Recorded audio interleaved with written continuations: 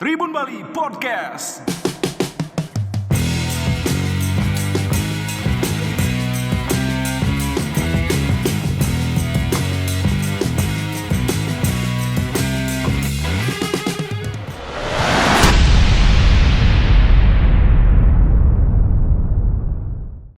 Ide bagus, Made Baskara. Yeah. Kita bertemu di sini. Ya, Setelah sebelumnya kita bertemu banyak di lapangan. benar sekali. Kenapa kata? Ya, sehat Mas Tungkara. Jadi menurut saya Gus Haji Baskara ini adalah salah satu cendikawan Bali yang yang cukup aktif lah di media sosial, mengupas, memaknai sebuah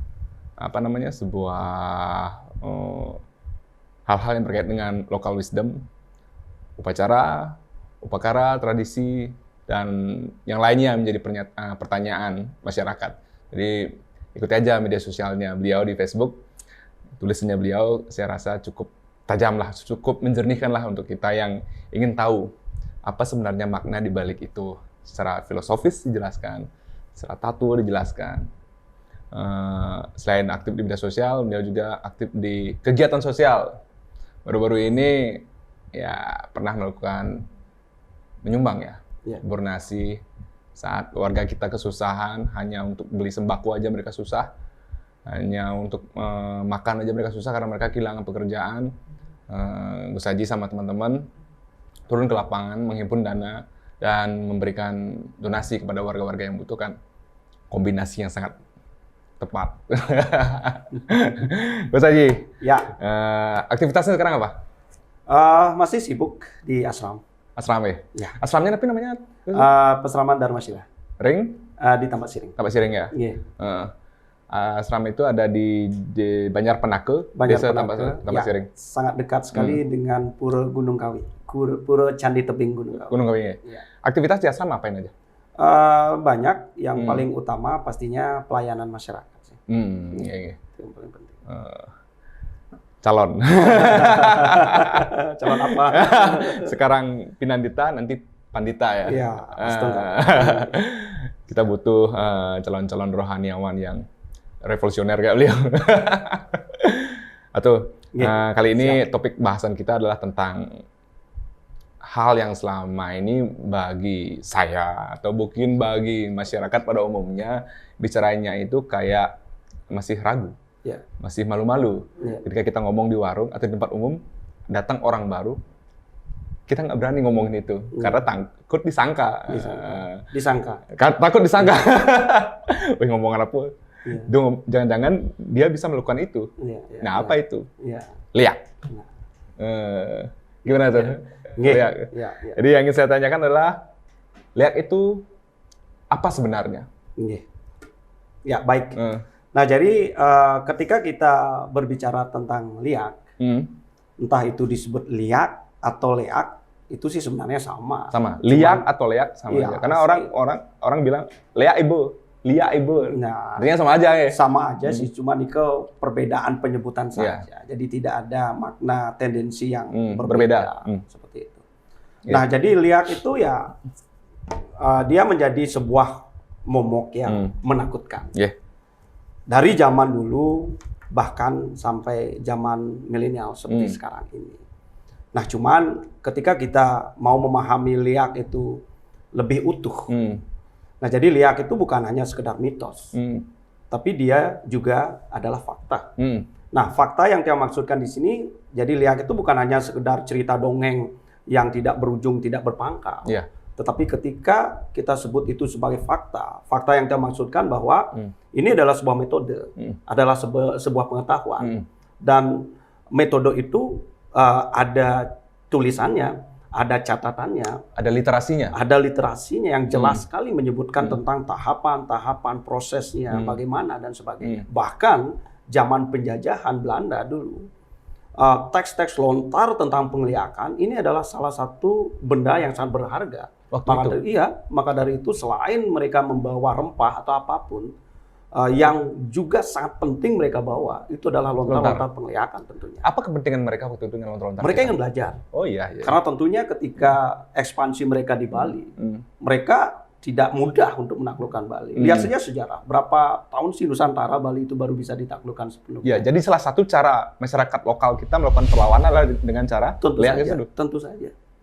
Jadi liak itu berfungsi untuk orang asing. Tentu saja. Walaupun mereka tidak percaya dengan keyakinan kepada siapapun liak itu berfungsi. Berfungsi ya. Ketika orang itu benar-benar mampu, bukan hanya sekedar rumor. Gitu. Kengken caranya nih, Kak. Nah, jadi ketika kita menyebut liak, nah kalau kita bicara mitos ya banyak sekali. Cerita-cerita di masyarakat, misalnya mau belanja ke rumah ke warung seseorang, nah dikatakan dia bisa melihat. Padahal itu cuma cara untuk menjatuhkan. Jadi itu adalah politik ekonomi untuk menjatuhkan. Mungkin ada warung yang dianggap lebih laris, atau mungkin dia baru jualan, kemudian dia merasa tidak mampu menyaingi, maka dimunculkanlah isu-isu bahwa pedagang itu bisa melihat. Jadi itu hanya sebatas cerita yang tidak berdasar. Dilabelkan sebagai liak. Iya. Diliakkan. Jadi digosipkan sebagai liak. Tetapi ketika kita merunut ke literasi, ke teks-teks aslinya, itu jelas ada. Bahkan silakan berkunjung ke beberapa kayak museum-museum, salah satunya di Gedong Kirtil, di Dinas Kebudayaan Denpasar, itu banyak sekali masih tersimpan. Jadi walaupun bukan babonnya, jadi teks aslinya, tetapi itu turunan-turunan itu bahkan sudah diterjemahkan ke dalam tulisan Latin dan bahasa Indonesia. Jadi itu fakta, karena di sana ada metodenya dan bahkan dipraktekkan. Nah itu yang saya maksudkan sebagai fakta, bukan hanya sekedar mitos. Begitu. Jadi bicara fakta tuh. Kita kan tentunya bicara tentang penglihatan, empirisme. Sejauh mana sih sebenarnya liak itu bisa menunjukkan diri sehingga ditangkap oleh mata telanjang gitu? Nah, satu hal prinsip bahwa orang yang belajar penglihatan asli, mereka tidak akan mau menunjukkan diri. Mereka itu akan prinsipnya. Mau. Jadi model pantangan. Iya, pantangan. Karena itu adalah bagian dari yoga. Jadi itu bukan untuk tontonan, bukan untuk menghibur, apalagi menakut-nakuti. Bukan. Jadi kalaupun ada orang yang melihat penampakan yang disebut liak atau apa, itu bukan sengaja orang yang melakukan penglihatan itu mempertontonkan. Tapi kebetulan saja ada orang lihat, ada orang yang melihat. Itu sebenarnya. Jadi selama ini kan ya seperti kita tahu media sosial sekarang sedang berkembang begitu luar biasa sekali, sulit terbendung, disrupsi. Maksudnya hal-hal yang berhubungan dengan kerahasiaan seperti itu. Ya mungkin bahasanya ajawero mungkin ingin dipublikasikan. Kan mungkin ada dua tokoh yang ingin membuktikan bahwa liak itu ada dan bisa dilihat secara kasat mata, tapi sebenarnya ada pantangan sendiri bahwa hal-hal seperti itu tidak bisa ditunjukkan secara dengan unsur kesengajaan. Mungkinkah ini yang dinamakan cara kita untuk menjaga nilai-nilai sakralnya? Baik. Nah, saya setuju itu tentang bagaimana upaya kita sebagai generasi muda untuk menjaga. Jadi yang kita sebut sebagai warisan itu bukan hanya tanah saja. Jadi pengetahuan, kebijakan, wisdom itu juga adalah warisan leluhur kita. Nah, celakanya ketika image tentang liak itu sudah sangat liar sekali, bahkan itu dijadikan sebagai bahan fitnah, bahan gosip untuk menjatuhkan orang lain. Makanya liak ini menjadi momok yang sangat menakutkan, bahkan dibenci. Nah, bagaimana orang mau belajar? Padahal kalau kita rujuk ke teks aslinya, bahwa ajaran pengliakan itu sebenarnya adalah turunan dari Kawisesan. Jadi Kawisesan di Bali itu dibagi dua. Kawisesan dibagi dua. Kawisesan atau Kemahardikan? Kita sebut sebagai Kawisesan. Kawisesan Itu adalah beda. Nah, Kedatmikan.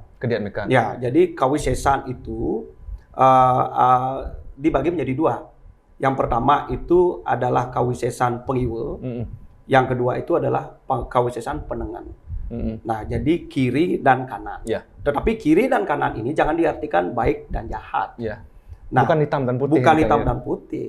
Tetapi Kiwo dan Tengan ini yang membedakan itu adalah Kawisesan yang pengolahan energinya berbeda. Nah, kalau kita bicara praktik, orang belajar Pengiwe, itu yang dipuja adalah aspek ide betari. Jadi aspek feminim. Feminisme. Nah, makanya ini juga Pengiwe itu atau pengliakan itu adalah bagian dari praktik yoga yang disebut saktiisme karena dia memuja kekuatan feminin. Hmm. Nah, kalau penengen itu sebaliknya. Dia Maskulin. lebih ke arah maskulin. Ya. Ya, jadi yang dipuja itu adalah aspek Tuhan berwujud maskulin. Nah, kalau yang feminim ini, saktiisme, yang dipuja itulah matahari. Adalah aspek Durga. Ya. Nah, pengewo itu pun menurunkan. Ada banyak cabang ilmu. Nah, secara garis besarnya, pengewo ini nanti akan dibagi menjadi dua juga. Ya. Yaitu pengewo agung dan pengewo ugi. Ya. Nah, pengewo agung ini adalah ajaran-ajaran pengewo yang memang digunakan untuk kepentingan diri sendiri, tidak merugikan orang lain, adalah sebagai jalan spiritual. Ya. Nah, ini yang namanya kadyatmikan. Untuk mencapai tujuan kehidupan, yaitu kebebasan yang sepenuhnya, kebebasan yang tertinggi, atau moksha. Nah, terus yang ugeg ini menyalahgunakan ilmu itu. Nah, dia menggunakan ilmu pengewo untuk menyakiti orang lain. Jadi ilmu pengewo itu tidak jahat. Yang jahat itu adalah orangnya. Ya, jadi, sama seperti orang yang mampu merakit bom. Apakah bom itu jahat? Tidak. Yang jahat itu adalah orang yang merakit bom untuk menggunakan untuk menyakiti orang lain. Seperti pisau ya, diberikan kepada orang ya. Mau digunakan untuk apa? Iya, untuk menjahitan kan. Untuk mentutulung di tenaga kan? Untuk menikam orang ya. Ataukah untuk menusuk. Jadi tidak ada pisau yang dipenjara. Yang dipenjara itu tentu pelakunya. Pengewo juga sama seperti itu. Jadi ada apa namanya ugig, ada namanya agung gitu ya. Lia itu dibagi dua, yang saya simpulkan ada lia ugig sama lia agung. Gitu. Dan ada satu lagi lia mata. Lia mata. Lia mata itu adalah orang yang sama sekali tidak belajar penglihakan, tetapi dia menyakiti orang lain dengan cara memfitnah, membuat gosip, menyebar hoax dan sebagainya. Itu lia mata namanya. Jadi fenomena sekarang itu lihat matanya lebih banyak. Lebih banyak. Lebih banyak. Lihat mata lebih banyak sekarang. Mata. Nah, itu lihat mata. Lihat poleng. Nah, kalau lihat poleng ya masih ragu-ragu. Nah, apakah dia membantu orang lain atau sambil membantu dan juga memanfaatkan. Itu lihat poleng air. Begitu. Mungkin sekarang banyak. Mungkin sekarang banyak lihat poleng sama lihat matanya. Lihat mata itu harus hati-hati. Nah, itu harus hati-hati sekarang. Ya, karena dia mungkin berpakaian seorang spiritualis, tetapi dia menipu. Itu lihat mata. Lihat mata. Ya. Jadi untuk menjadi lihat mata, tidak perlu mempelajari sastra. Tidak perlu. Cukup melabelkan diri saja bisa menakut-nakuti orang dan sebagainya. Iya. Mau belajar? Dijamin cepat bisa nih kalau lihat mata, dijamin cepat bisa. Bisa aja. Itu lihat adalah warisan. Ketika kita bicara warisan, terus bagaimana sih caranya kita menjaga sekarang warisan itu? Kemudian bagaimana cara mentransformasikan ke generasi-generasi sekarang, generasi milenial, generasi Gen Z,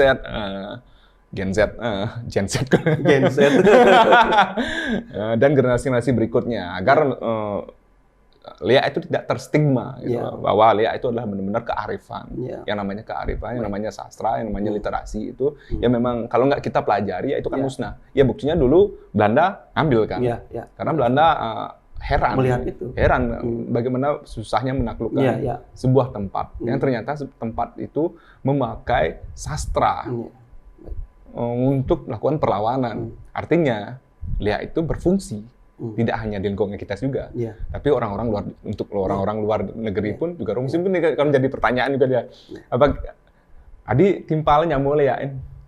Tahu ya apa namanya orang-orang yang menjajah itu liatin ya.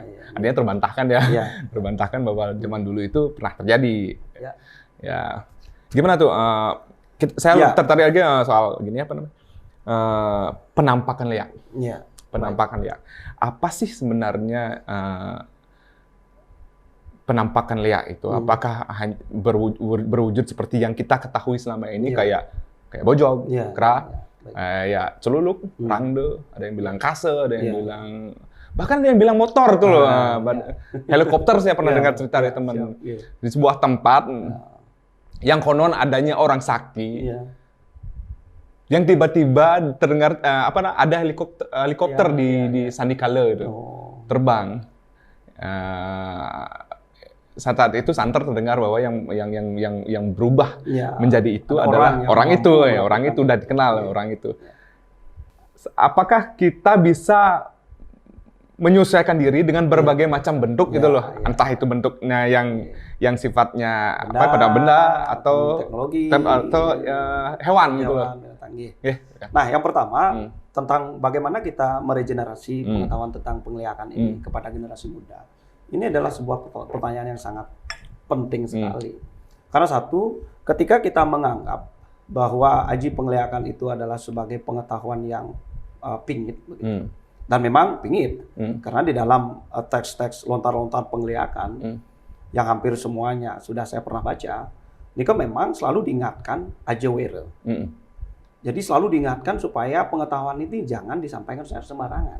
Nah, inilah yang membatasi bagaimana pengetahuan penglihakan ini bisa diregenerasikan kepada ini.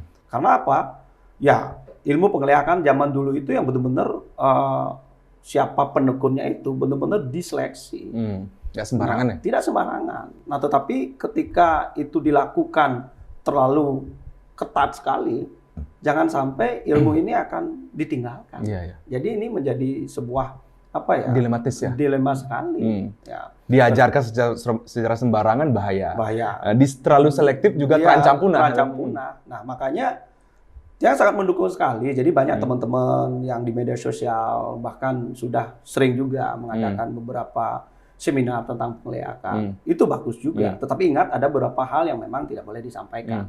Tetapi sekali lagi upaya untuk meregenerasi pengetahuan ini juga sangat penting sekali. Nah, tetapi lakukan dengan cara yang tepat. Tetap kita lakukan seleksi, tetapi tetap kita upayakan juga supaya pengetahuan ini tetap mengalir. Nah, tentang generasi muda. Jadi pertanyaan yang menggelitik seringkali, angon genomon lajang lihat. Itu pertanyaan yang sangat masuk akal sekali. Tetapi ketika kita mau merunut ke fungsi penglihakan itu sendiri, jadi banyak teks yang menyebut. Nah, salah satu lontar yang banyak mengulas tentang penglihakan itu teks lontar Aji Pengiwa namanya. Jadi di lontar Aji Pengiwa itu jelas penglihakan itu bukan sesuatu yang bersifat jahat. Karena penglihakan di sana itu adalah sebagai salah satu praktik yoga di sana. Makanya di dalam praktik penglihakan tentang perubahan wujud, nanti itu ada hubungannya di sana. Disebutkan ketika orang yang mempraktikkan ilmu penglihakan itu disebut nadi. Yang disebut nadi itu adalah ketika apa yang dia ingin lakukan untuk merubah wujudnya itu terjadi, itu disebut nadi. Nah, dia akan mengalami sebuah fenomena di dalam tubuhnya, itu yang disebut yan ngsap ajahan cirinnya nadi. Itu teksnya. Ketika pikiran kita tiba-tiba berhenti, seolah-olah lupa, jadi saat itulah sebenarnya praktek kiwo kita, praktek penglihakan kita berhasil atau nadi. Nah, jadi ketika kita runut pada praktik penglihakan ini, jadi sebenarnya teknik penglihakan yang sedemikian rumitnya tujuannya adalah untuk membuat pikiran kita hening. Nah, coba kita bandingkan dengan pengetahuan-pengetahuan yoga, meditasi atau apapun, mereka tujuannya juga sama, hening, supaya membuat pikiran itu bisa hening. Walaupun jalan kiwo menempuh jalan yang berbeda, jalan penglihakan menempuh jalan yang berbeda.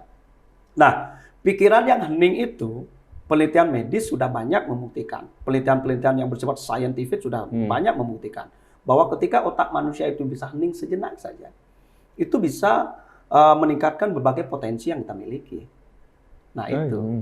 Jadi generasi muda penting sekali di era sekarang dengan berbagai aktivitas kesibukan, seolah-olah pikiran itu tidak bisa berhenti walaupun kita duduk diam, kita selalu main HP, pikiran kita akan selalu bergerak, berputar. Jadi ajaran pengiwa penglihakan ini seolah-olah mengajarkan, coba heningkan pikiranmu sejenak. Begitu. Dan bahkan penelitian medis juga, sains juga banyak mengatakan bahwa ketika pikiran itu ada pada tahap yang hening sekali, semua emosi, semua beban itu akan menjadi netral. Dan ini sangat penting sekali. Definisi hening dalam hal ini seperti apa? Nah, kalau kita bandingkan dengan teks yoga yang banyak diajarkan dengan merunut salah satu tokoh yoga yaitu Maharshi Patanjali. Nah, menurut Maharshi Patanjali, yoga itu, yoga cita wardi nirodah, gitu kata-katanya. Yoga itu yang sangat populer di seluruh dunia sekarang. Yoga itu apabila cita wardi, gelombang pikiran itu nirudah, Nir itu artinya tidak, udah goncangan. Jadi sama sebenarnya. Yoga yang benar-benar populer di luar negeri, apapun itu tujuannya adalah supaya membuat gelombang pikiran itu hening. Aji penglihatan juga sama. Dia berbicara tentang ngsap ajahan. Ketika pikiran kita sejenak lupa. Ya. Pada saat itu terjadi, akan terjadi perubahan wujud kan? Nah, nadi, pada saat itu nadi. Ya. Ketika orang itu nadi, apakah mereka benar-benar kehilangan kesadaran? Nah, berbeda. Jadi dia bukan kehilangan kesadaran, tapi kesadarannya benar-benar terpusat pada satu titik. Berbeda itu. Maka ngsap itu jangan diartikan lupa lost control atau lupa yang linglung, bukan. Jadi ketika pikirannya itu hening, sama seperti dalam praktik yoga, meditasi, ketika dia mencapai pada tataran samadhi. Jadi dia gelombang otaknya sangat flat sekali, sangat datar sekali. Itu pencapaian paling tinggi ya? Itu pencapaian paling tinggi. Maka itu sebenarnya tujuan orang belajar melihat. Nah itu tadi. Nah kita kembali ke kenapa ini penting juga untuk generasi muda. Tentu di Amerika, di seluruh belahan dunia, Eropa, sekarang yoga, meditasi itu salah satu praktik wajib di kampus. Tujuannya apa? Supaya mahasiswa itu bisa menurunkan gelombang otaknya sedikit. Dari otak yang benar-benar ribet dengan berbagai permasalahan hidup. Bahkan ada yang lari dengan menggunakan narkotika, narkoba dan sebagainya. Tujuannya apa? Untuk membuat pikirnya tenang sebenarnya. Seperti itu. Nah, cobalah ketika ilmu penglihatan ini bisa diwariskan dengan tetap tidak melanggar aturan AJW. Sebenarnya tidak perlu obat-obatan yang bersifat adiktif, yang bersifat membuat kecanduan itu untuk generasi muda. Sangat banyak sekali. Bahkan yang sangat setuju sekali ketika negara besar itu adalah negara yang tidak melupakan sejarahnya. Dan ketika kita tidak melupakan sejarah, kita akan kembali ke identitas diri kita. Dan identitas orang Bali itu tidak lepas dari ajaran ini. Begitu. Jadi dorongan Gus Haji yang saya tangkap itu adalah ingin membudayakan liak. Ya walaupun lihat itu dengan cara yang benar ya. Maksudnya memperkenalkannya di dunia pendidikan. Karena di luar negeri saja sudah ada metode belajar yang tujuannya adalah ingin membuat tingkat stresor mahasiswa ataupun pelajar itu terkendali ya. Dan salah satu yang kita miliki, local wisdom yang kita miliki adalah itu lihat. Memang begitu. Nah, kembali ke pertanyaan tentang perubahan wujud. Memang ada. Jadi salah satu ciri khas penanda aji penglihatan itu adalah perubahan wujud. Jadi pengiwo itu kan banyak cabangnya. Pengiwo itu ada yang aji penglihatan, ada pengiwo agung, itu banyak sekali. Bahkan ada kawisesan penghujanan untuk membuat hujan. Oh, jadi sub-subnya banyak? Banyak sub-subnya. Nah, cuman kalau aji penglihatan, ciri khas pengiwonya itu dia harus melewati proses nadi atau perubahan wujud. Nah, perubahan wujud secara sederhana dibagi 3. Berdasarkan bawo namanya. Bawo itu adalah karakter. Karakter orang yang belajar lihat. Yang belajar melihat, termasuk karakter jenis perubahan wujud. Yang pertama ada yang disebut Raja Shika Bawa. Jadi Raja Shika Bawa itu adalah perubahan wujud atau bawa yang bersifat rajasik. Nah, rajas ini dimaksudkan adalah sesuatu yang menyeramkan, sesuatu yang ganas, sesuatu yang angker dan sebagainya. Jadi semua makhluk-makhluk bayangan ataupun simbol-simbol yang mengerikan itu bagian dari Raja Shika Bawa. Yang kedua adalah Tamashika Bawa. Tamashika Bawa ini lebih lembut sedikit, tetapi cenderung lebih kepada pemuasan nafsu. Nah, ini lebih kepada upaya-upaya untuk terlihat lebih cantik, lebih keguna-gunaan. Kayak pengasih-asih. Nah, yang ketiga ada yang disebut Satwika Bawa. Ini adalah perwujudan yang sudah suci. Berupa cahaya, berupa sinar, berupa perwujudan-perwujudan yang sangat tinggi. Jadi bola api yang kerap dilihat oleh fenomena-fenomena. Jadi kalau bola api itu juga nanti ada membedakan. Apakah bola api itu wujudnya besar? Kalau wujudnya besar itu masih ke rajasik. Rajasika Bawa. Tetapi ketika bola api itu sudah sinarnya lembut dan cenderung bentuknya tidak terlalu besar, itu sudah Satwika Bawa. Satwika. Ya, saya pernah dengar cerita tuh dari orang tua, dari kakek, dari tetangga-tetangga yang udah berumur ya. Katanya pada zaman dahulu itu beliau tuh pergi ke sawah itu masih biasa melihat api bermain, menari atau entah itu bisa dibilang pertempuran, menguji kesaktian gitu. Nah, bahkan ketika kita bicara arti kata liak, menurut kamus bahasa Kawi, liak itu artinya cahaya. Cahaya. Ndih, ya. Iya. Nah, memang itu ciri khasnya karena mereka mengolah Jadi belajar unsur api. ngeliak itu adalah belajar mengendalikan Mengendalikan api. mengontrol unsur api Yang ada dalam diri. Iya. Cakra tuh kalau di Naruto namanya cakra. Iya. Gitu. Level-level liak seperti apa gitu? Level liak sih banyak. Nah, cuman setiap aguron-guron, setiap perguruan pengliakan, mereka menempatkan level yang berbeda sebagai pencapaian. Oh gitu ya, beda-beda ya? Berbeda-beda. Tapi ada nggak garis umumnya? Garis umumnya ada. Misalnya kan ada istilahnya nyolek-nyolek tembelek. Nah. Itu level yang paling baru sekali. Iya. Ada yang bilang jadi body itu Iya. sudah ada level tinggi, Iya. level puncak, Iya. atau jadi waringin sungsang gitu Iya, juga. iya. Banyak. Eh, Banyak sekali tingkatan-tingkatan itu. salah satu mungkin nanti Agus Haji bisa sebutkan itu jenis-jenisnya tuh, level-levelnya. Nah, secara sederhana sih pengliakan itu kan bisa kita sempitkan juga menjadi 3. Yang disebut pengliakan dasar atau pengiwa dasar. Nah, yang kedua adalah yang menengah, yang ketiga adalah utama, yang tingkat tinggi. Nah, jadi masing-masing tingkat pengliakan ini salah satu yang membedakan itu tadi adalah dari Tribawa itu tadi, dari 3 perwujudan itu. Jadi semakin menyeramkan wujudnya, semakin kasar wujudnya, jadi pengliakan itu makin di bawah. Semakin kasar wujudnya, Ya, liak itu makin di bawah tingkatnya. Iya. Jadi semakin halus ya wujudnya. Jadi pengliakannya ini sudah semakin tinggi. Kalau menurut Gus Haji sendiri, level penglihakan paling tinggi itu apa? Semua level penglihakan itu sama tingginya. Sama tinggi ya? Sama tingginya. Jadi nggak bisa disebutkan menjadi apa, itu masuk dalam kategori lihat tertinggi. Iya. Nggak bisa disebutkan. Ada aturan juga bagi tiang pribadi untuk tidak menyebutkan. Sebutkannya. Saya kira jadi badai karena tumpangnya 11 itu tinggi levelnya. Kalau ada beringin yang tinggi itu tinggi levelnya. Pada prinsipnya, semakin halus perubahan wujud itu. Bahkan ada yang menyebutkan bahwa pengiwa yang tertinggi itu, penglihakan yang tertinggi itu adalah tanpa rupa, sudah tidak berbentuk lagi. Sudah tidak bentuk bayangan? Iya, bukan bayangan lagi. Karena ini konsepnya sama dengan moksa. Jadi ketika dia menyatu dengan kekosongan, ya bentuknya sudah tidak ada lagi. Iya. Jadi sebenarnya kompleks sekali ya kalau kita bicara masalah penglihakan itu ya. Iya. Nah, cuman kita juga harus benar-benar mampu memilah mana yang mitos, mana yang fakta. Nah, mitosnya seperti apa tuh?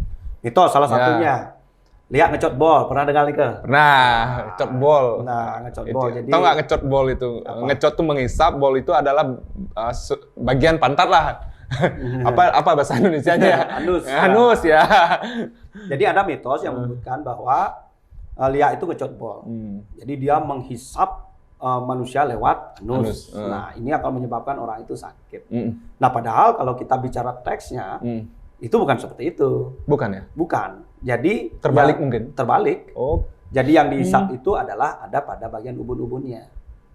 Oh, kata istilah ngecot bol itu sebenarnya tidak diartikan menghisap anus. Bukan, tapi menghisap ubun-ubun. Menghisap ubun-ubun. Tapi karena di dunia penglihakan semuanya terbalik. Terbalik. Semuanya terbalik.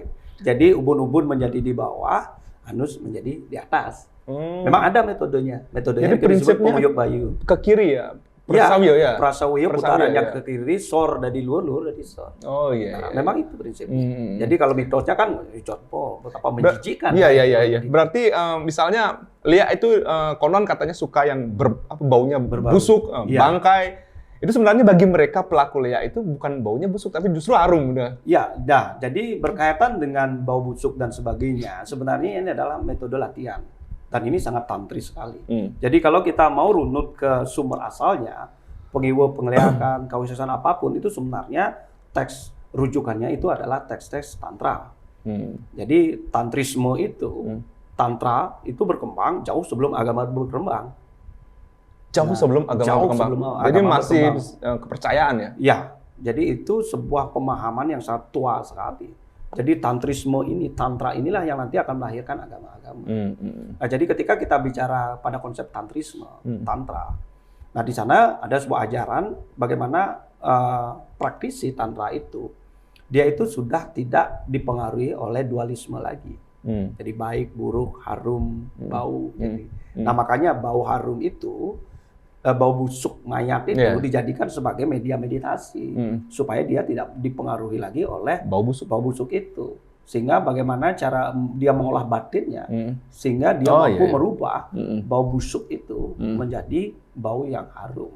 Atau mengolah bau harum menjadi bau busuk, sebaliknya. Artinya dia tidak pengaruh dengan busuk maupun harum, dia tidak pengaruh dengan aroma. Itu prinsipnya. Jadi dia sudah terlepas dari pengaruh indria. Entitas-entitas seperti itu udah terlepas ya. Iya, itu kuncinya. Jadi ketika orang sudah tidak terpengaruhi oleh dualisme itu, baik dan buruk, maka dia akan mencapai puncak kesadaran batin. Begitu. Makanya mitosnya seperti itu. Nyolek-nyolek tai belek itu adalah bagaimana dia belajar untuk menghilangkan rasa jijiknya. Ya, banyak kok tindakan-tindakan kejahatan apapun karena dia berpolar pada hanya hal yang baik saja atau hal yang buruk saja. Jadi ilmu pengleakan diharapkan mampu melampaui itu. Atuh. Ya. Bagaimana proses perubahan wujud dari manusia ke leak atau dalam proses nadi ini? Dalam proses nadi, jadi sebelum kita bicara itu, kita juga harus merujuk ke teks yang lebih awal, Tantra. Salah satu teks yang cukup jelas menjelaskan tentang praktek tantrisme itu adalah Kula Arnawa Tantra namanya. Kula Arnawa Tantra. Ya, jadi teks Kula Arnawa Tantra ini banyak sekali mengulas tentang pengetahuan praktik tantri, tantrisme. Nah, sebentar, itu bisa didapatkan di mana literasi seperti itu?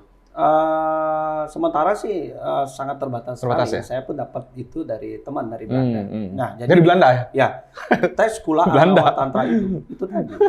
Teks Kula Arnawa Tantra itu sebenarnya aslinya bukan dari Nusantara, itu dari Bharatawarsha, India yang sekarang. Nah, di sana dijelaskan ada 15 penanda, 15 ciri khas praktek tantrisme. Nah, ke-15 praktek tantrisme menurut Kula Arnawa Tantra itu sebenarnya juga dipraktekkan dalam praktek pengiwa pengleakan.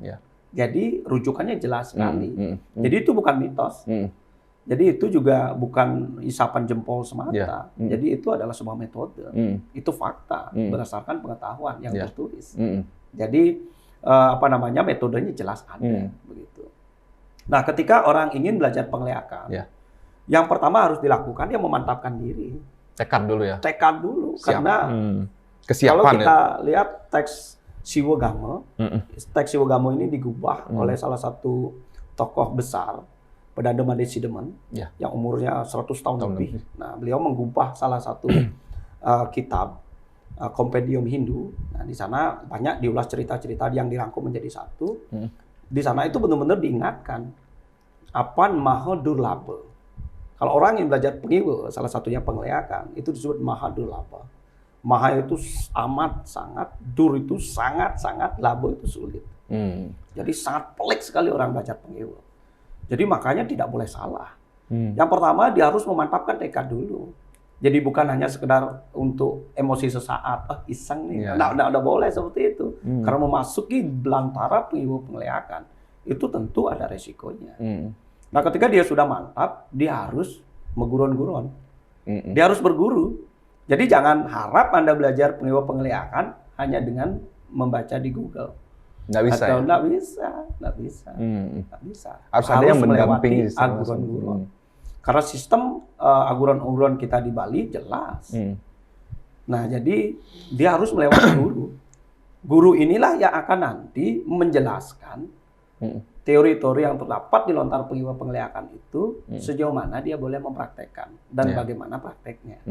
Jadi harus dalam pengawasan guru. Begitu. Itu tahapannya. Jadi mantapkan diri dulu, ketemu guru. Nah, ketika ketemu guru, guru inilah yang akan memberikan apa saja yang harus dilakukan, bagaimana caranya, beratnya apa, pantangannya apa, dan sebagainya. Kalau tanpa pendampingan guru, risikonya seperti apa sih? Nah, kalau di teks Siwagama itu disebutkan paling tidak edan, buduh, hilang. Yang kedua, sakit yang tidak bisa disembuhkan. Itu. Ya, makanya harus hati-hati sekali. Nah, guru itu nanti akan memberikan tahapan-tahapan pengiwa pengleakan berdasarkan sastra yang dijadi pegangan. Nah, biasanya diawali dengan Medewa Seraya. Medewa Seraya itu adalah memohon izin kepada Hyang Betari yang berstana di Pura Dalem. Jadi anugerah itu penting. Setelah guru setuju untuk memberikan pendidikan, murid ini juga harus mendapat anugerah dari dewanya penghiwa penglihatan itu, yaitu Betari Durga. Nah, makanya ada prosesi yang disebut Medewa Seraya. Nah, setelah Medewa Seraya barulah ketika murid dilihat kesiapan dan keseriusannya, baru guru itu akan memberikan tahapan. Dan tahapan-tahapan ini akan berbeda. Masing-masing teks itu berbeda. Masing-masing aguron-guruan juga akan berbeda. Begitu. Yang Atu ketahui, sebut saja salah satu stek atau salah satu metode aguran-guron untuk belajar ngeliak proses nadinya itu seperti apa? Nah, yang pertama, dia itu harus, kalau kita bicara ke teksnya, ada beberapa syarat orang itu agar mampu atau bisa ngelihat. Yang pertama, salah satunya adalah Wuruh Ring Dasebayu. Orang yang belajar melihat itu harus tahu Dasebayu. Itu adalah 10 aksara suci, 10 kekuatan yang ada di tubuh. Dia harus mengidentifikasi. Dia harus menyatukan aksara-aksara itu di dalam diri. Itu syaratnya. Kalau tidak bisa melakukan itu, tidak akan bisa orang belajar melihat. Itu sudah standar sekali, awal sekali ya. Mendasar ya. Iya. Dia harus tahu bagaimana menempatkan ke 10 aksara suci. Wuruh Ring Dasebayu, wenang sih ngelihat. Jika mengetahui ke 10 aksara suci itu, mampulah. Iya. Itu syarat. Terus saya pernah dengar itu kalau orang mau ngelihat, mau nadi itu bisanya bawa sangkah. Iya, sangkah cucu. Dan ada kalau itu ditancapkan, konon katanya akan muncul sesuatu dari tanah gitu. Dan saat itulah terjadi proses perubahan wujud dalam jarak tertentu akan disengker istilahnya, sengker istilahnya, dipagari, ada radiusnya, sehingga semakin dekat atau semakin jauh ya orang lebih merasa takut atau gimana ya. Kalau Nike gimana penjelasannya? Nah, jadi memang pada saat praktik penghiwa penglihatan itu ada yang namanya, kalau kita rujukkan ke Kula Arnawa Tantra, ada yang namanya mandala. Mandala itu adalah ruang atau posisi-posisi atau penempatan posisi tertentu atau persiapan tempat. Nah, jadi ini juga prinsipnya bahwa penghiwa penglihatan itu bukan untuk mengganggu orang lain sebenarnya. Itu adalah praktek pribadi. Nah, jadi praktek agama Bali itu ada 2. Ada yang disebut antar yaga upasana, ada yang disebut bahir yaga upasana. Jadi praktek agama ke dalam dan praktek agama keluar. Nah, kalau praktek agama keluar itu adalah agama sosial. Jadi aturannya jelas. Ketika kita maturan ke pura ya pakai adat. Ketika kita musbah ya kita musbah bersamaan. Jadi tidak ada praktek-praktek individu yang sepatutnya ditunjukkan pada ritual itu. Nah, tetapi ketika kita menyebut antar yaga upasana itu adalah praktek yang bersifat pribadi. Jadi dia melakukan keyakinannya dengan cara pribadi. Nah, orang belajar ngelihat sebenarnya dia praktek agama pribadinya dia. Jadi tidak serta-merta, walaupun ada memang yang sengaja mengganggu, tapi ketika praktek aslinya, dia itu melakukannya adalah untuk kepuasannya sendiri. Dan untuk menjaga supaya dia tidak diganggu sebenarnya, maka dia akan membuat penyengker, batasan-batasan. Nah, kalau di Kula Arnawa Tantra ini disebut mandala. Penyengker itu lah. Penyengker itu. Ya, jadi penyengker ini berfungsi sebenarnya adalah mencegah supaya orang lain tidak mengganggu prosesi yang dia lakukan, begitu. Jadi memang benar itu istilahnya. Kalau ada orang yang lewat batas penyekar itu, dia akan merasa tidak enak, feelingnya nggak enak. Nah, jadi ada beberapa lapisan penyengker yang dikuasai oleh masing-masing bukala yang berbeda, yang akan memberikan sensasi yang berbeda. Ilusi. Jadi kadang lewat jalannya terlihat ada 2 dan sebagainya. Itu ada metodenya. Gus Haji, saat orang itu nadi berubah wujud, misalnya menjadi rangde, kita sebut saja seperti itu, apakah itu benar-benar perubahan wujudnya, atau memang mata kita yang disulap? Seakan-akan kita melihat sosok itu sebagai sosok rangde. Dua-duanya. Ya, satu. Seringkali bahwa orang itu belum tentu melihat sosok orang yang berpraktik penghiwa penglihatan itu secara langsung. Karena di dalam batas pagarnya itu akan dilapisi oleh berbagai buta-kala yang mampu membuat ilusi salah satunya. Nah, jadi pada saat dia memasuki wilayah batas praktik dia melakukan penghiwa, matanya itu akan disulap. Jadi mungkin saja pada saat itu dia melihat yang tadinya jembatannya satu tiba-tiba dua. Jalannya satu tiba-tiba dua. Tiba-tiba dua. Jalan yang terang tiba-tiba gelap. Ke pertengahan. Tiba-tiba dia melihat sosok yang aneh dan sebagainya. Itu belum tentu loh bahwa itu perubahan wujud dari praktisi. Bisa saja itu adalah ilusi-ilusi yang dimunculkan oleh Mandala. Mandala itu sengkernya dia begitu. Iya. Memang ada ketika dia menggunakan tingkatan penglihatan tertentu, dia bisa merubah wujudnya menjadi sosok itu. Ya, aslinya memang berubah wujud seperti itu. Dan salah satunya ada penglihatan yang disebut Gringsing Wayang.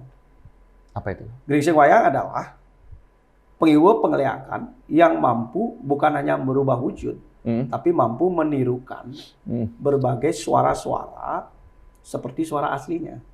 Menirukan suara-suara seperti suara aslinya? Iya, walaupun dia tidak berubah wujud menjadi itu. Contohnya, dulu di desa saya sempat gempar ketika ada suara mesin tato keliling di sekitaran Banjar di gang saya. Mesin tato? Suaranya, kan suaranya aja? Iya, mesin aja begitu. Karena waktu itu muda-mudinya sedang banyak tren tato? Tren tato. Oh, tren tato. Iya. Nah, kalau dilihat ke jalan ternyata tidak ada mesin tato. Itu terjadi suaranya itu saat malam? Saat malam tentunya. Nah, jadi itu pengiwanya itu pengiwa Gringsing Wayang. Wenang micadanin saluiring suara namanya. Jadi menirukan suara. Berbagai macam suara. Iya. Nah, jadi mungkin kadang-kadang ada suara seperti telapak kaki, orang berjalan, suara kuda. Nah, salah satunya itu. Jadi ada penjelasannya. Ada penjelasannya. Ada kan banyak orang-orang yang merasa tiba-tiba saya mendengar seperti suara suara kaki melangkah tapi tidak ada yang orang di sana. Bisa jadi itu adalah memang praktik dari kawisesan Gringsing Wayang. Tiba-tiba mendengar suara orang ketawa tapi nggak ada orang di sekitar kita. Ya jadi itu hanya. Oke. Itu. Terus gimana sih cara kontrol diri ketika kita ingin belajar liak? Bagaimana cara kita mengontrol diri agar kita tidak tidak terbawa arus energi. Maksudnya kayak gini, orang dibekali senjata saat dia megang pisau atau pistol, cenderung orang itu kan lebih ego. Begitu juga dengan ilmu penglihatan. Kan dia menguasai itu, dia akan lebih susah mengendalikan dirinya. Dia lebih show off, dia lebih ego. How to control? Jadi, nah ini tadi, kenapa ilmu penglihatan itu benar-benar tidak boleh dipelajari sendiri. Inilah fungsi seorang guru. Dialah yang akan mengontrol muridnya. Dialah yang akan tahu karakter muridnya seperti apa. Kalau karakter muridnya lebih dominan rajasik, seorang yang keras, kaku, dan pemarah, guru pun harus berhati-hati sekali. Dia akan hati-hati sekali. Jadi kewenangan bagaimana orang itu mengendalikan diri, itu kewenangannya ada dua. Satu oleh gurunya yang mengajarkan, yang kedua adalah upayanya sendiri. Adakah sepengalaman ataupun cerita-cerita dari tetua zaman dahulu, perbedaan liak orang liak dulu sama perbedaan ngeliak orang sekarang? Nah, terus adakah juga pengaruhnya misalnya mana sih sebenarnya orang lebih banyak itu belajar liak, orang yang ada di perkotaan kah atau di desa kah? Nah, jadi ya sekarang karena zaman dulu lampu kan sedikit.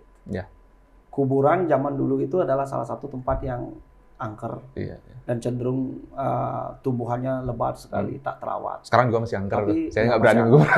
Tapi sekarang coba kita lihat, Setro Badung bersih sekali. Tertata ya, lebih tertata. Tapi tetap menakutkan. Tetap menakutkan kalau malam-malam.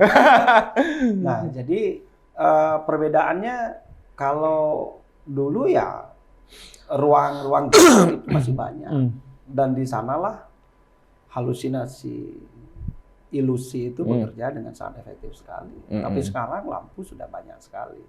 Jadi ruang lingkup orang praktik penglihatan semakin sempit ya? Makin sempit. Karena orang belajar penglihatan, dia wajib ke setra, dia wajib ke kuburan. Itu kita tidak boleh lakukan dari rumah. Nggak boleh ya? Tidak boleh. Harus ke tempat itu? Harus ke tempat itu.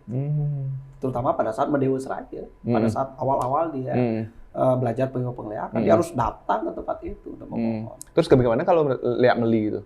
Ada orang bilang itu dapat ilmu ngelihat dari beli, dapat bisa ngelihat dari keturunan, dapat bisa ngelihat dari pangnugrahan.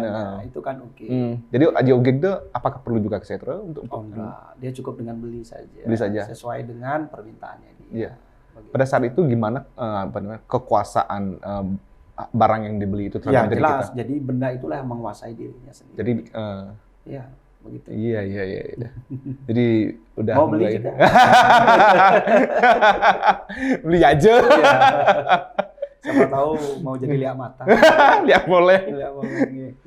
Liak mata, liak boleh. Banyak sekarang itu. Ya. Ya, mudah-mudahan pimpinan-pimpinan kita itu melakukan hal-hal yang sesuai dengan swadharmanya, melakukan A, komitmen dengan A, transparansi agar tidak dilabel liak boleh nggak liak mata ya. Di masa pandemi ini kan banyak sekali liak mata, liak yang memanfaatkan situasi. Iya, yang menjarah saat rumah kebakaran Itu liak mata. Ya. Sebet yang tuturan. Apalagi ya tuh? Atau punya gagas nggak nanti agar bisa misalnya mendatangi dinas pendidikan kah atau kampus-kampus keagamaan kah yang ada di Bali untuk membuat sebuah program studi khusus ilmu pengeliharaan? Kalau yang saya dengar selama ini kan ada program ilmu usada di Uni di Uni itu udah jalan gitu ya? Udah jalan, dan sekarang apakah atau ingin hal baru pengeliharaan ini masuk ke dalam ranah kampus? Kalau menurut saya sih tidak seperti itu. Kalau menurut yang pribadi sebaiknya pengetahuan basic mendasar ke arah praktiknya itu tetap dibiarkan pada proses aguron-guron secara tradisional ya. Ya, oke. Karena apa? Kalau kita bawa ke pendidikan yang bersifat formal, itu benturannya banyak sekali. Iya. Belum juga kita akan mencari pengajarnya siapa.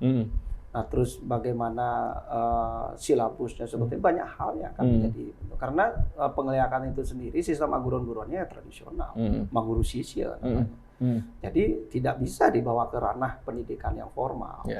Nah, cuman kalau kita ingin pengetahuan ini tetap terwariskan, idealnya ya lebih banyak diskusi, walaupun itu tidak keluar dari ranah ajawere. Kita tetap memberi pengetahuan, meluruskan pengetahuan stigma negatif tentang liak, kita luruskan. Walaupun pada pengajarannya kita kembalikan kepada proses aguron-guron. Jadi ada batas-batasnya. Ada batasan pada proses aguron-guron yang memang sudah sepatutnya. Jadi kampus dia hanya menyampaikan informasi, meluruskan saja. Dunia pendidikan yang bersifat formal hanya memberi pemahaman secara umum tentang dunia pengeliharaan. Pada prakteknya ya dikembalikan ke sistem aguron-guron tradisionalnya. Lea itu juga memiliki produk kan. Nah, produknya itu mungkin menurut saya itu kayak cetik dan kayak bebai. Nah, jadi cetik dan bebai itu sebenarnya bagian dari kawisesan pengiwo yang lebih detail, kawisesan pengiwo yang bersifat uging. Jadi dia menyalahgunakan pengetahuan pengiwo untuk menjadikan itu sebagai sarana untuk berbuat jahat, uging namanya. Contoh sederhananya apa? Di dalam dunia pengiwo khususnya, ada pengetahuan-pengetahuan, termasuk usada juga ada di sana. Usada yang digunakan itu berdasarkan pengetahuan pengiwo. Nah, jadi ketika pengetahuan usada ini disalahgunakan, maka itu akan menjadi uging. Nah, misalnya pengetahuan tentang cetik dan sebagainya. Sebenarnya serana cetik itu kan tidak jauh berbeda dengan serana tambe, serana obat. Obat ya? Iya. Nah, jadi ketika serana cetik itu oleh pikiran ugingnya, pikiran jahat itu digunakan untuk cetik tambe itu, maka dia akan berubah menjadi cetik, menjadi racun. Jadi bukan ke pengetahuannya, bukan ke pengiwanya, tetapi cenderung kepada karakter orangnya. Siapa penggunanya? Penggunanya. Jadi untuk tambahan menjadi racun itu itu dicampurkan bahan-bahan tertentu atau memang dari konsentrasi pikiran? Nah, ada dua, ada yang disebut cetik dan racun. Nah, kalau cetik itu dia menggunakan bahan-bahan yang sebenarnya tidak memiliki efek mematikan. Tapi itu cetik namanya. Nah, kalau racun jelas dia menggunakan zat-zat yang memang mengandung racun. Jadi cetik itu bukan racun nih? Beda. Beda ya? Ya, kalau cetik itu dia menggunakan bahan-bahan yang memang pada dasarnya tidak memiliki racun. Nah, tapi tujuannya untuk ketika diproses, dia menjadi sesuatu yang bersifat jahat, buruk, negatif. Itu yang terjadi. Misalnya ada istilah kena cetik nih. Apa itu artinya? Nah, kalau kena cetik, nah ini sebenarnya produknya saja yang berbeda, tapi tujuannya sih tetap sama, begitu. Nah, kalau racun jelas, walaupun tidak dia menggunakan mantra ritual tertentu, dia sudah memiliki efek racun. Misalnya arsenik. Nah, cyanida. Itu kan dia cyanida dan sebagainya. Itu racun itu. Tanpa dimantrai pun ketika dituangkan ke kopi sudah beracun dia. Nah, itu racun namanya. Dan memang di Bali racun itu digunakan. Misalnya bebunta. Ikan kembung itu. Ya secara ilmiah memang beracun ya. Nah, itulah yang digunakan sebagai racun. Sebenarnya itu bukan cetik tapi racun. Nah, beda kalau cetik misalnya ada serana cetik reratusan misalnya. Cetik reratusan itu dibuat dari dikatakan lebih dari 100 bahan. Sebenarnya bahan-bahan itu tidak memiliki efek racun. Sebenarnya bahan-bahan itu tidak memiliki efek racun? Tidak memiliki efek racun, tetapi ketika sudah diritualkan, dimantrai dan sebagainya, dicampur, diolah, akhirnya dia memiliki efek racun. Inilah cetik. Berbeda. Cetik dan racun itu berbeda. Fatality rate-nya, tingkat fatalitasnya seperti apa ketika orang itu kena jatuh? Cetik. Cuman cetik itu lebih perlahan dia. Kalau racun biasanya lebih cepat. Misalnya, jadi cetik itu membunuh pelan-pelan. Iya, dan itu memang membuat sangat tidak gampang terdeteksi siapa pelakunya. Maka ada istilah cetik halus. Cetik halus itu ya sekarang kena 5 tahun ke depan baru keluar efeknya. Ketika organ dalamnya sudah hancur semuanya. Begitu. Jadi cetik itu bisa dikirim dengan apa? Kayak makanan, minuman, dan juga dikirim langsung. Bisa dikirim gelombang berdasarkan acap-acapan. Gelombang pikiran frekuensi. Nah, pertanyaan sekarang, bagaimana cara menghindari itu? Tentunya harus lebih berhati-hati, tingkatkan rasa srada bakti kita kepada ide yang dewasa. Hanya itu cara satu-satunya? Banyak. Atau kita harus juga belajar menangkalnya? Ya, tentunya kita belajar itu. Iya. Nah, jadi cetik dan racun itu sebenarnya juga adalah pengetahuan purba. Racun lah dulu. Kalau zaman dulu racun itu kan digunakan pada masa prasejarah, masa berburu. Jadi bagaimana mendapatkan bahan makanan yang mungkin besar dan sebagainya, ketika menggunakan senjata biasa susah, nggak mempan. Akhirnya mereka mengembangkan berbagai zat-zat yang beracun, entah itu dari tumbuhan atau dari binatang-binatang. Jadi dari sana sebenarnya. Misalnya panahnya dilumuri racun, agar kan saat buronannya kena lebih mematikan. Itu Cuman zaman dulu kan digunakan untuk berburu. Nah, zaman sekarang kemampuan itu dibuat uging untuk menyakiti orang lain. Memburu teman. Dituangkan kopinya, cyanida ke kopi itu kan racun. Uging. Iya. Sebenarnya ada pertanyaan juga sih kalau bicara tentang kopi dan sebagainya. Bagaimana cara kita membedakan kopi yang ada cetiknya, ada racunnya sama yang enggak? Nggak ada ya? Ada. Yang pertama biasanya kopi yang beracun secara rasa, kopi yang ada cetiknya. Kita kalau racun sih itu lebih ke zat kimia sebenarnya. Kita tidak bisa melihat itu secara mudah. Tapi kalau untuk cetik ya gampang.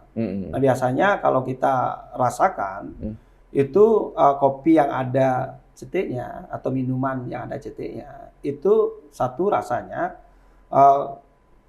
walaupun diseduh langsung, tapi gelasnya masih terasa dingin, tidak panas. Ya, tetapi ada asap yang memupul, ada uapnya. Itu salah satu indikator. Iya. Ini apakah ingin membuktikan? Nah, jadi saya tertuduh diliakan. Lihat mata. Nah, jadi itu. Jadi gelasnya biasanya kalau kopi yang langsung dibuat, paling tidak gelasnya itu pasti terasa panas. Minum tuh nggak ada cetiknya. Terima kasih. Udah dingin loh. Jadi itu ciri khasnya. Yang kedua aroma. Aroma juga ya? Iya. Berarti butuh kepekaan ya? Ya makanya kita kan kalau ke tempat-tempat yang dianggap sangat mencurigakan, kita harus hati-hati. Jangan langsung caplok begitu saja. Harus hati-hati sekali. Aroma juga. Aromanya seperti apa? Tidak seperti biasanya. Biasanya jelas. Jadi kalau aroma kopi itu kan menyengat. Atau tiba-tiba kopi itu tidak memiliki aroma kopi. Harus hati-hati sekali. Ternyata itu teh. Ada indikasi. Ternyata itu susu. Ada indikasi bahwa cetek. Tapi itu indikasi. Ya, indikator ya. Selain itu?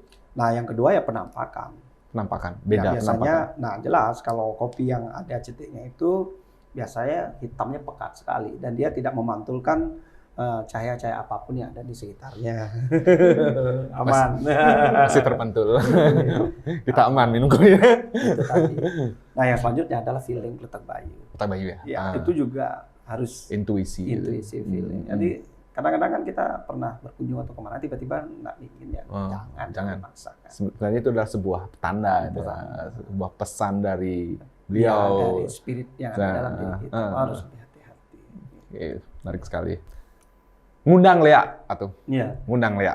Sekarang kan banyak orang-orang ya. Kadang orang minum, mabuk, pergi ke perempatan atau pergi ke kuburan, ngundang Lea. Benerkah Lea bisa datang dengan cara seperti itu? Nah kalau saya jadi lihat sih ngapain juga diundang oleh orang mabuk. Yang penting, lebih baik tidur di rumah. Iya kan? Nah jadi kalau untuk ngundang Lea itu satu kalau dalam pertunjukan misalnya sakral, calon arang, ketika dia menggunakan kare bebantenan, itu baru bisa dipastikan prosesnya itu sakral. Jadi kalau dalam pertunjukan wayang calon arang, pertunjukan calon arang prembon dan sebagainya, itu banyak orang yang ngundang, ngomong, tetapi dia tidak menggunakan sarananya. Iya. Itu yang pertama. Nah, kalau mau mengundang Lea yang tepat, itu harus menggunakan sarana. Dan pada sarana itu adalah undangan, kartu sarana undangan. Itu adalah kartu undangannya. Ada ditempatkan di perempatan, di pertigaan, di batas desa, di tempat prosesi itu. Dan harus diingat, prosesi ngundang ini sebenarnya bukan untuk adu ilmu sebenarnya dalam pertunjukan pencalon arangan atau wayang calon arang. Tapi ini adalah bagian dari penyomian sebenarnya. Penyomian. Penyomian. Oh iya, penyomian. Ya. Artinya ini adalah bagian dari caru. Iya. Jadi sekarang sudah kehilangan identitas asli, kehilangan tujuan awalnya sebenarnya. Jadi pada saat pertunjukan wayang calon arang atau pertunjukan premon calon arang, justru ngundang-ngundang ini tidak diikuti dengan prosesi penyomian. Jadi dia hanya menunjukkan egonya. Iya. Dan kadang-kadang bisa terjadi juga. Walaupun tidak lihat yang seken, lihat mata dilempar pakai batu mungkin saja. Atau ada kasus dalang yang dikatai jelek-jelek, bahkan diumpat. Nah itu kan lihat mata. Itu lebih kejam loh. Iya, lebih kejam itu. Lebih menyakitkan. Lebih menyakitkan daripada lihat. Karena itu tadi harus ada aturannya. Nah, sama. Jadi prosesi ngundang pada saat pertunjukan itu sebenarnya itu adalah bagian dari caru. Bagian dari penetralisir. Karena apa? Harus ada bantennya. Tapi sekarang itu sudah hilang. Yang ada adalah pertunjukan ego. Nah itu yang terjadi. Iya. Jadi apa kira-kira yang harus kita lakukan agar menjaga nilai marwah-marwah awalnya itu? Yang saat ngundang itu adalah pemaknanya sebagai nyomil, energi, tapi sekarang justru menjadi sebuah ajang ego. Reproduksi identitas bahwa saya itu mampu ngundang gitu loh. Nah, tetapi kadang-kadang itu juga kan audiens. Nah, kalau tidak ada pertunjukan seperti itu yang kan kurang dekat ya. Nah, tetapi sebagai seorang seniman, sebagai seorang pergina, kita harus mampu menempatkan apakah proses pertunjukan kita masuk ke bagian sakral ataukah itu profan, pertunjukan biasa. Jadi dia harus bijak begitu. Karena dunia pengewuh-pengeliakan itu ya sakral juga. Kata-kata ngundang itu sebagian besar sama atau beda? Nah, jadi ada prosesi pengundangan yang menggunakan banten dan tentu dia juga menggunakan mantram dan juga menggunakan penyomian. Itu yang Jadi misalnya saat Gus Haji ngundang pakai mantram itu ke sini tanpa Banten, itu artinya nggak bisa. Nah, kalau itu lebih ke arah ego saja. Iya, walaupun pakai mantram apapun tanpa dia menggunakan sarana, ya tidak akan bisa. Lengkap ya? Dia lengkap. Lengkap. Jadi ya jelas ketika kita mengundang pejabat, protokolernya itu kan ada. Aturan-aturannya itu juga kan ada. Gitu. Misalnya, tapi harusnya masyarakat jelata tuh nggak perlu kirim surat secara resmi dan sebagainya untuk mengundang seorang pejabat. Nah, harusnya pejabat yang kecuali peka. Pejabat yang lihat mata. Kalau datang harus ada syarat-syarat tertentunya, harus ada kepentingan tertentunya. Gitu. Apa yang ingin Atu sampaikan di sesi penutup acara kita ini? Sebenarnya masih ada hal yang ingin saya tanyakan, tapi kayaknya ini udah gini. Nanti episode selanjutnya akan kita bahas. Tapi untuk sekarang, apa yang ingin Atu sampaikan? Mari jadi lihat lebang, jangan jadi lihat mata. Jangan jadi lihat mata, marilah jadi lihat lebang. Lihat lebang itu lihat yang matang. Matang secara pengetahuan, matang secara emosi, matang secara pikiran, spiritual, secara emosi, secara spiritual. Matang lahir batin ya. Iya, itu. Jadi kalau mau belajar lihat, jadilah lihat yang matang, jangan jadi lihat mata.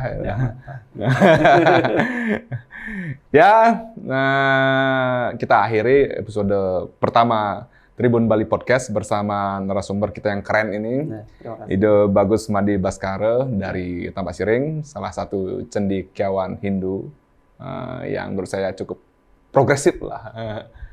Dan Atu saya minta untuk tetap terus ngasih edukasi kepada masyarakat. Biar kita tercerahkan, biar kita nggak sesat dengan terminologi atau istilah nak bulu keto atau gugon tuon gitu loh. Ya. Buat teman-teman pemirsa, dimanapun kalian berada, kalau mau misalnya saya mengundang siapa nanti, bisa komen ya, bisa komen.